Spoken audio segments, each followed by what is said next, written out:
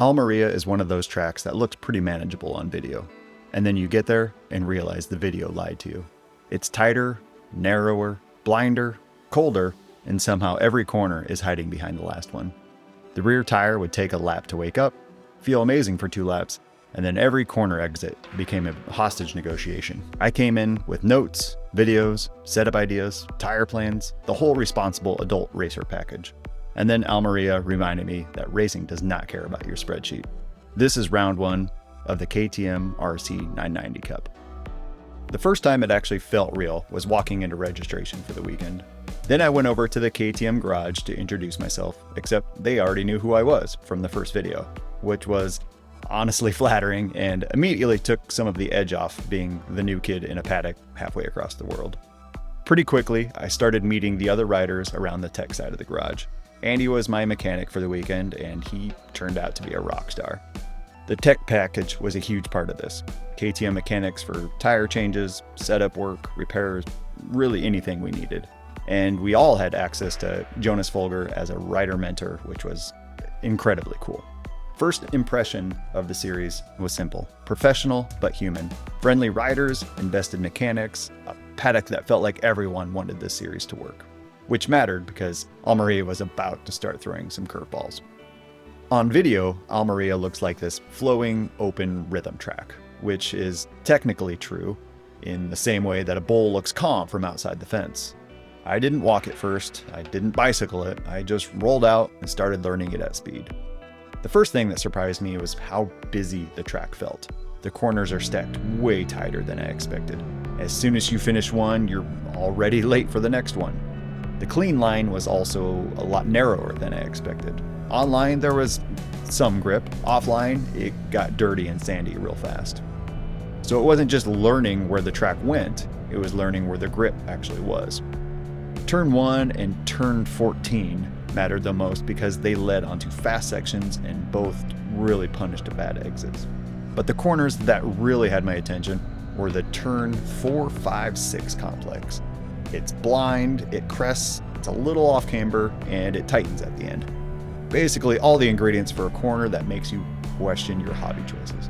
At first, the track felt like it was rushing up on me. Once I started riding marker to marker, instead of just reacting, it finally slowed down and came to me a little. That was the first key. The track wasn't just about learning the line, it was about trusting the timing. The hardest skill Almería demanded from me was patience, which is annoying because patience sounds very mature and professional until you're actually on a race bike and your brain is yelling, "Go now, idiot!" The lesson was something a lot of coaches say, but this track really beat it into me. It's not how early you can get on the throttle, it's how early you can get to 100% throttle, and those are not the same thing. I could crack the throttle early, but if the bike wasn't pointed down the track, I had to feed the throttle slowly. More time at lean, more rear tire slip, more heat, and worse drive. The faster way was actually to wait a couple beats longer, finish the corner, stand the bike up, and then go to full throttle. That sounds simple, it was not simple. Turn 1 was the perfect example. On the map, it looks like a normal 90-degree turn 1 corner. In reality, it was more like 120 degrees. The corner just kept going. So I'd roll on too early, realize I wasn't pointed where I needed to be, and then have to feed the throttle slowly so I didn't run wide. The turn 3 to turn 6 complex was the hardest section for me. Coming out of turn 3, I kept wanting to swing wide and aim straight to turn 4. But the better line was to hold it a little tighter, which made turn 4 wider and faster on entry. The problem is, turn 4 is a little spicy. You can keep it pinned almost to the apex, but then you're aimed at this disappearing piece of track with not much runoff, and your survival brain is very interested in filing a formal complaint. Then over the crest, the opposite problem. Easy to arrive too fast, and any real speed change there felt sketchy because you're leaned over and very light. I've always been a much stronger on corner entry than corner exit, and this track absolutely murdered me for that. Now we need to talk about the tire drama. This wasn't one big problem, it was more like 10 little problems in a trench coat pretending to be one problem. First, the bike came with slicks mounted, and I assumed they were the full race slicks for the weekend. They weren't. They were Michelin Power Slick 2s, more of a track day slick, less grip, less aggressive profile, slower to turn than the Michelin Power Performance Slick race tires. I didn't figure that out until halfway through Thursday. I should have skipped a session, put the race slicks on, and started learning the bike on the tires I was actually going to race. Instead, I spent time chasing problems that were probably tire related from the start. The bike felt vague. I was asking what the bike was doing when I should have been asking why I was judging the bike on the wrong tires. The second layer was tire allocation. The rule for Saturday and Sunday was 2 sets, which was clear, but Thursday and Friday went through about 3 different versions of here's how many tires you can use, because Michelin was late getting inventory to KTM. Nobody was making this difficult, it was just a first event logistics situation. But it mattered strategically. By Saturday, I was practicing and qualifying on used Friday tires. By Sunday, both sets had a lot of life out of them, so I skipped Sunday practice to keep something for qualifying and the race. The third layer was compound. We had the choice of soft or medium fronts and soft, medium soft, or medium hard rears. The weather was cold, 55 to 60 degrees Fahrenheit, windy, and not much sun. So by temperature, soft tire, obviously. But on the track walk, we realized how incredibly abrasive Almería really was. A lot of the asphalt binder had worn away, leaving jagged aggregate with sand and dirt in the gaps. So now you have a weird combination. Cold track, no sun, but an aggressive surface that's chewing tires. My instinct was to go to a harder compound because the surface was so abrasive.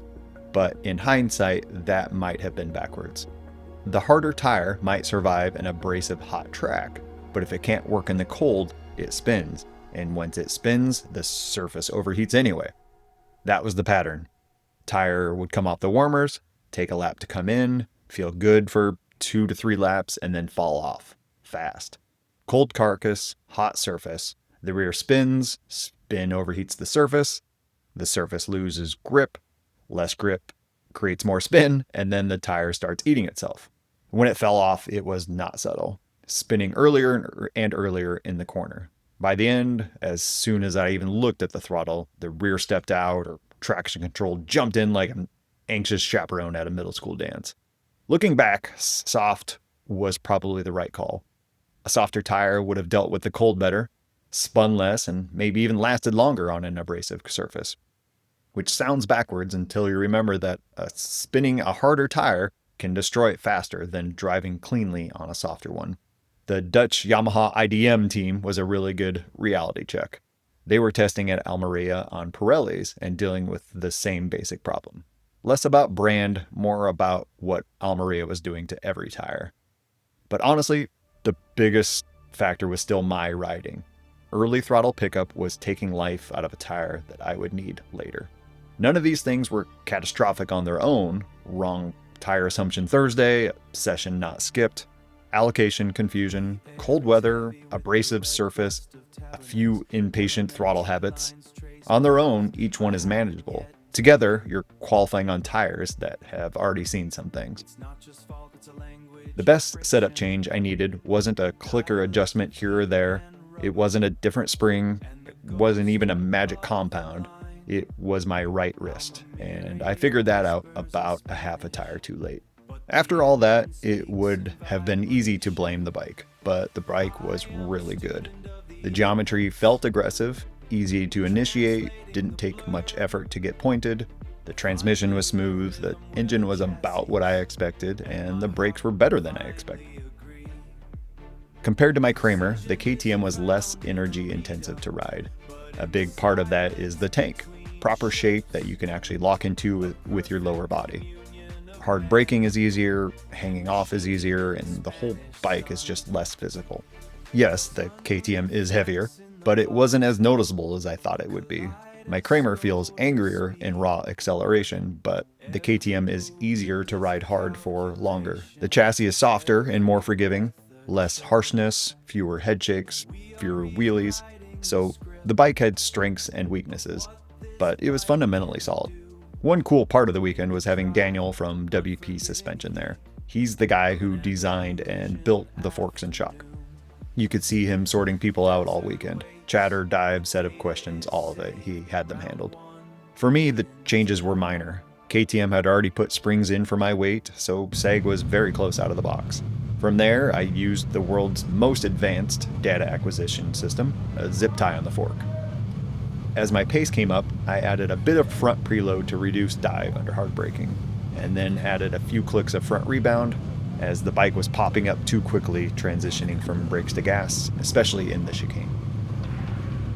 I also played with the rear low-speed compression settings, trying to add rear grip. Looking back, the shock was probably fine where it was. It was more of my riding style and the tires. For electronics, I ran traction control between 2 and 4, I think out of 10. Each step made a pretty noticeable difference. 4 felt too intrusive. It would cut power mid-corner, which was rude. 2 was too much spin, especially coming out of turn 14. Thankfully, KTM put an easy toggle on the left bar so you could easily adjust it during the race.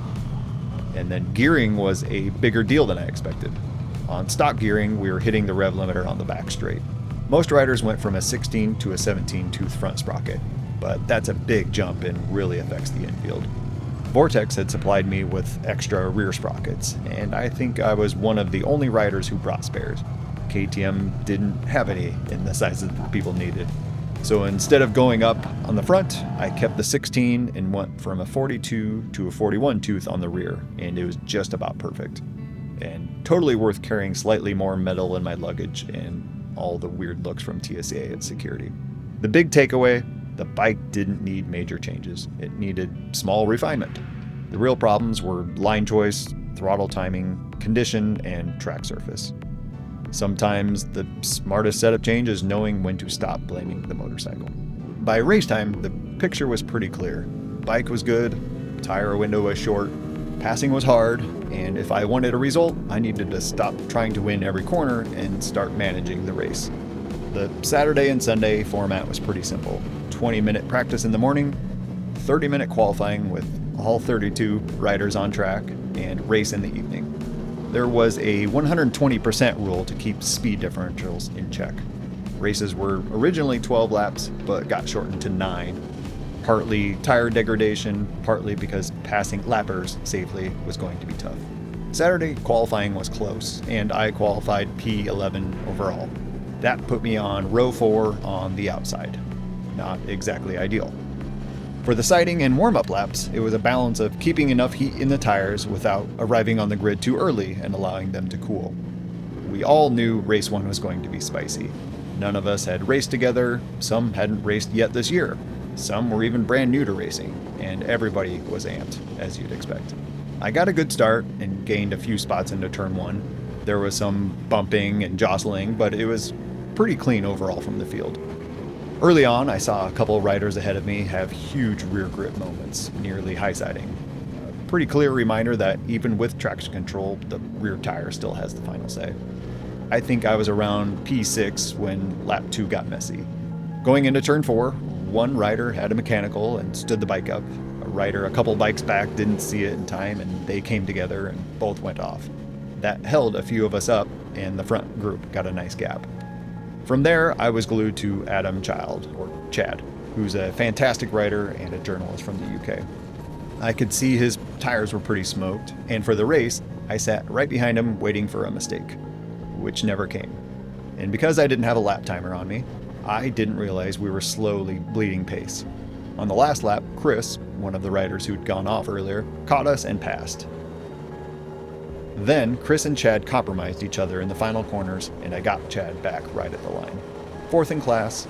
I wanted more, but for round 1 on a new bike, new track, new series, with all that tire nonsense, I could live with it.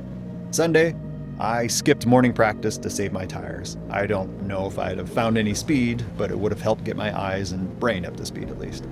For qualifying, the plan was simple. Do a warm-up lap, find a gap, 2 fast laps, done. I ended up getting 1 clean lap, then caught traffic in the chicane and turn 14, so I pulled in. That 1 lap ended up being my fastest of the weekend, and got me P8 overall, middle of row 3, which surprised me since everyone else was running faster with the slightly warmer weather. Race 2, I got a decent start and there were some early crashes. Worn tires were still a part of everyone's story, but the leaders started pulling away. I wasn't sure where I was in class, probably 4th or 5th again. What I did know was that fellow American Felix was right behind me, all race. My plan was simple: clean laps, hit my marks, protect the exits, and don't give him a door. But mental fatigue was setting in. I missed an apex here and there, a few rear slides up the hill coming out of turn 1, a bad drive out of turn 14. Nothing huge, but the pressure was building. On the penultimate lap, I had a massive spin out of turn 14, and I knew Felix would have the drive and draft to attack into the next braking zone. I waited a little longer than normal to brake. I didn't see him, so maybe I thought he'd conceded the corner. He had not conceded the corner. At the apex, there he was on the inside. I don't think we touched, but I had to stand the bike up. I didn't go off track, but Felix and another rider got by. So with 1 lap to go, I had just lost 2 spots. Ideal? No. Motivating? Very. I put my head down and was back on both of them by turn 4. Then I could see lappers a couple corners ahead. With lappers, you really never know if they're going to help you or ruin your race. We caught them into the chicane and everybody had to slow way up. Felix went on the inside before turn 14 and got cleanly through. The other rider tried to go on the outside, but the lapper stayed wide, so he couldn't get by. I slowed up a little, squared off the corner, and focused on a monster drive. That put me right on his back wheel. Drafting didn't seem to help a whole lot at Almería. It was probably the crosswind, so I went on the inside under braking, braked just a touch later, and held a tight clean line so he couldn't cut back underneath. I got the spot back and finished 3rd in class. After the race, Felix came over and apologized right away, but zero hard feelings. He had the line, we didn't touch, nobody crashed. To me, that's racing. The funny part is I had no idea I was on the podium. Since Felix beat me, I figured I was 5th. Took my leathers off and started packing things up. Then they started announcing podiums and I hear, in 3rd place, the American, and I'm thinking, oh yeah, Felix got it, awesome. Then they say, Brett Folkerts, which was very cool, except you're absolutely supposed to be in your leathers on the podium. But I was standing there looking like I'd already clocked out. Mildly embarrassing, but I'll take mildly embarrassing over not being on the podium. I have never been more excited about a race trophy. These trophies were real Brembo carbon brake discs from the RC16 MotoGP bikes, which is absurd in the best possible way. So after the ceremony, I did the only reasonable thing. I unashamedly fanboyed and asked Jonas Folger to sign it, and Jonas was great about it. He told me that he was actually jealous because after all his time in MotoGP, all he ever got were some brake pads. And that was kind of Jonas all weekend. MotoGP level rider, but funny, humble, helpful, and genuinely interested in making people better. Like, at the end of the day, he was helping take down KTM banners and pack up the paddock for the team. That tells you a lot.